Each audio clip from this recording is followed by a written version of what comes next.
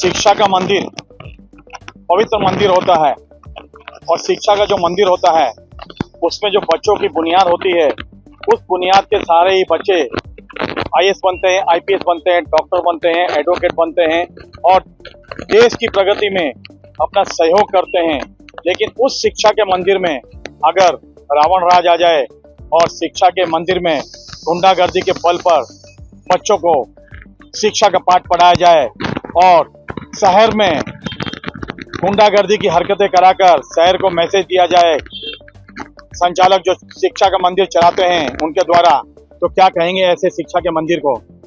आइए जानते हैं गीता जैन से क्या कहना चाहेंगी ऐसे शिक्षा के मंदिर के लिए और क्या कहना चाहेंगी उन संचालक के लिए जिन्होंने बिल्डिंग में अवैध तरीके से स्कूल बना रखा है और स्कूल की आड़ में गुंडागर्दी करते हैं, अवैध बांधकामों को अंजाम देते हैं। जब सोसाइटी वाले उनका विरोध करते हैं तो उनको गंदी गालियां दी जाती है, उनका मानसिक शोषण किया जाता है, यातनाएं दी जाती है और गंदी गंदी ऐसी गालियां महिलाओं को दी जाती है कि महिला बोलने में भी शर्म करती है। और ऐसा ही एक मामला सामने नजर आया है। आइए विधायिका गीता जैन से जानते हैं क्या कहना चाहेंगी। अभी अभी श्री साई प्लाजा की सभी महिलाएं, मुझे तो लगता है पूरी बिल्डिंग थी, सिर्फ पदाधिकारी नहीं, उनके साथ उनके दूसरे लोग भी थे और उन्होंने जो बात मुझे बताई कि जिस तरह से बातें खींचा जी ने की है उनके साथ, क्योंकि नेचुरली वो सबके सामने नहीं बता सकती, इसलिए वो 2 मिनट अकेले में उसने मुझे वो बातें बताई कि उन्होंने क्या क्या कहा। इतनी शर्मनाक बातें हैं और उस इंसान को ये भी नहीं सोचा कि बच्चे सुन रहे हैं, वो स्कूल चला रहे हैं, वो ऐसी भाषा कैसे बोल सकते हैं। मुझे तो सबसे पहले ये लगता है कि उन्हें स्कूल चलाने का कोई हक नहीं है। बच्चों के सामने अगर वो लेडी को इस तरह की बात कर सकते हैं तो उसके संस्कार ही क्या, स्कूल चलाने की उसकी बिल्कुल भी लायकी नहीं है। दूसरा प्रॉब्लम ये है कि उनको वो ऊपर इलीगल बांधना है। तीसरा, एक गेट बंद करके रखा है। अभी बहुत सारी जगह पे आपने आगजनी, सवनी, डोंबिवली के तो अभी भी शव निकल रहे हैं। कॉरपोरेशन को बार बार बोल के वहां से वो इलीगल स्ट्रक्चर हटाए नहीं जा रहे हैं।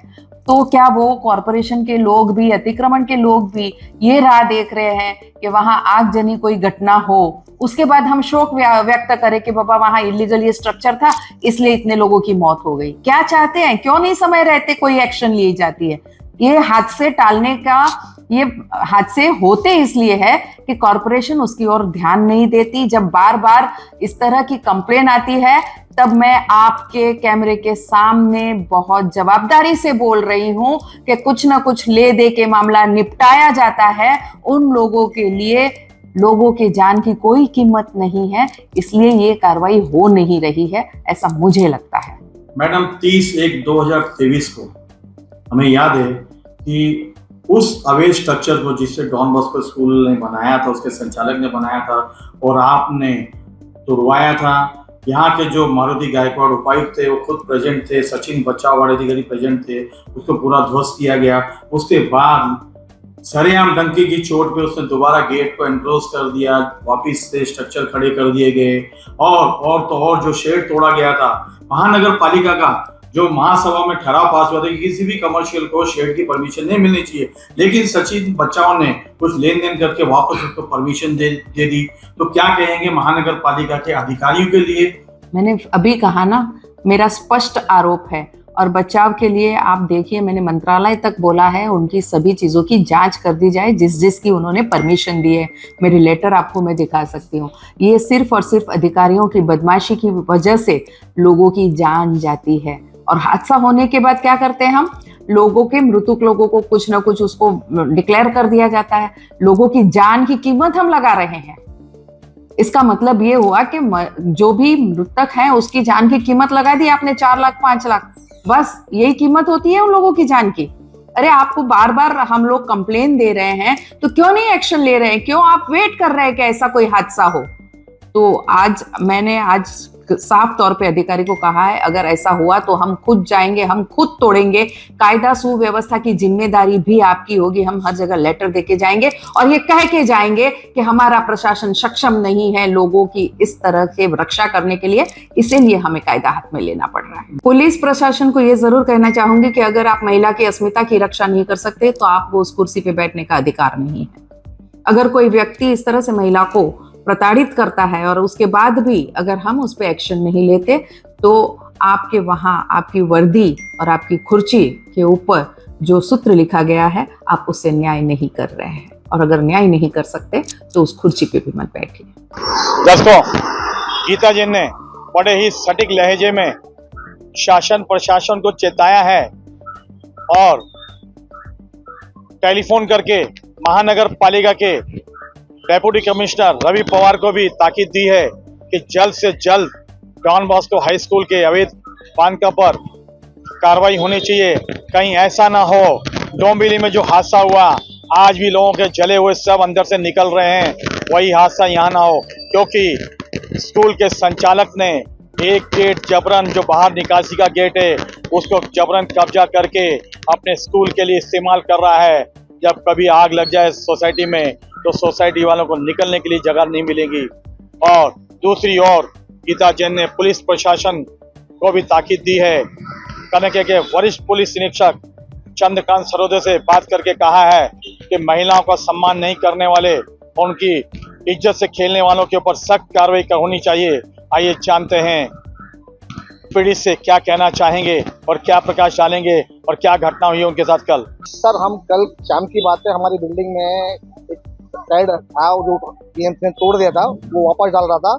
हम सारी बिल्डिंग वाले नीचे उतर के गए बिल्डिंग स्कूल के पैसेज में। वहाँ जैसे हम पहुंचे तो स्कूल वाला, उसके 2 लड़के और उसको काम करने वाले बंदों ने हम बुरी बुरी गालियाँ दी। हम मतलब लेडीजों को बहुत भयानक भयानक गालियाँ दी और बोले जिसमें हिम्मत है तो साइड वापस दौड़ा गया, मैं साइड ला के रहूँगा। उसके बाद हमने 112 पे कॉल किया, वहाँ पे पुलिस पहुंची, पुलिस वालों ने आके वो काम रुकवाया और हमको बोला कि कल आप सुबह चौकी में आओ, आज कोई सीने नहीं है। आज फिर सुबह हम हमारे जो आमदार हैं गीता जैन जी के बंगले पे गए, वहाँ पे जाके हमने अपना जो ज्ञापन दिया उनको, तो महिलाओं के साथ वो खड़ी दिखी। उन्होंने पहले भी हमारी बिल्डिंग के महिलाओं के साथ सहयोग दिया है। उन्होंने वहाँ फोन करके यहाँ सीनियर को कॉल किया, हम कानके पुलिस चौकी में आए, यहाँ पे सीनियर हमारी FIR दर्ज किया है। और हम यहाँ करने के बाद हम आप मीडिया के थ्रू यही कहना चाहते हैं, जो स्कूल संचालक है वो बहुत गंदा इंसान है, उसको लेडीज की इज्जत करना आता नहीं है। और उसका लड़का, जो दोनों लड़के हैं, छोटा लड़का कमलेश करके है, वो तो बहुत अभद्र भाषा का प्रभाव, मैं आपको माइक पे नहीं बोल सकता उसने कैसी कैसी गालियाँ उन्होंने दी हैं बराबर। और उसके बाद 2-3 दिन पहले की बात है, उसकी बिल्डिंग के यहाँ जो लड़का है वो काम करता है, उसको स्कूल के पेरेंट्स ने आके उसको पिटाई किया है, मारा पीटा है। उसने कुछ गलत एक्टिविटी किया था बच्चों के साथ में, और उसके जो बच्चे हैं उनके साथ भी क्या क्या बिहेव करता है, इसलिए सेट वहाँ पे डाला हुआ कि ऊपर बिल्डिंग वाले इसको कोई वीडियो वगैरह ना बना सकें, वो चीज़ है। उसके बाद इसके जो लड़का है उसको पहले से भी एक यहाँ पे FIR दर्ज है, वो लड़की के साथ कुछ छेड़छाड़ी किया था, वो भी ये स्कूल में शिक्षा के मंदिर में ये वही काम करते हैं। तो हमारी रिक्वेस्ट है मीडिया के थ्रू कि इनके खिलाफ सख्त कार्रवाई की जाए। दोस्तों, जिस डॉन बॉस्को स्कूल की हम कहानी आपको बताने जा रहे हैं, ये Don Bosco school Mira Road में स्थित है। और आपको बता दें, डॉन बॉस्को स्कूल के संचालक राजेंद्र खिचा, उनके 4 बेटे हैं और बेटों के ऊपर कहीं ना कहीं कई गंभीर मामलों के तहत मामले दर्ज है पुलिस स्टेशनों में। और तो और उसी शिक्षा के मंदिर में उनके बेटे ने छोटी बालिका के साथ में गलत हरकत की थी 2011 में, और उसके ऊपर भी मामला दर्ज है, छेड़छाड़ का मामला, विनय भंग का मामला दर्ज है। और कल तो उन्होंने हद कर दी, जिस तरीके से सोसाइटी के महिलाओं के साथ में अभद्र भाषा का प्रयोग किया गया है, जो आप सुन नहीं सकते, ना ही हम कैमरे में बता सकते हैं। लेकिन विधायिका गीता जैन की पहल से मामला दर्ज हुआ है और ऐसे लोगों के ऊपर जरूर कड़ी कार्रवाई करनी चाहिए। इसके पहले भी पिछले वर्ष उनके ऊपर सोसाइटी ने मामला दर्ज कराया था ऐसी ही अभद्र भाषा का, लेकिन उस वक्त पुलिस ने आनाकानी करते हुए महज 506, 504 और 509 का मामला दर्ज किया था।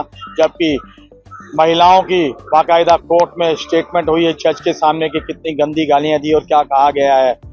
अब की बार विधायिका गीता जैन के मध्यस्थता से जरूर मामले में सख्ती आई है और मामला यहाँ के वरिष्ठ पुलिस निरीक्षक चंद्रकांत सरोदे ने दर्ज किया है। अब देखना है इन शिक्षक के संचालकों राजेंद्र खिचा, उनके बेटों पर किस तरह की कार्रवाई होती है।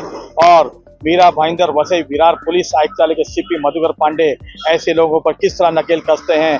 आए दिन वहाँ पे शिक्षा के मंदिर में झगड़े होते हैं, कोई ना कोई पेरेंट्स आकर वहाँ पे काम करने वाले अर्जुन या उनके बेटों पे हाथापाई करते नजर आता है, वो भी छेड़छाड़ के मामलों में।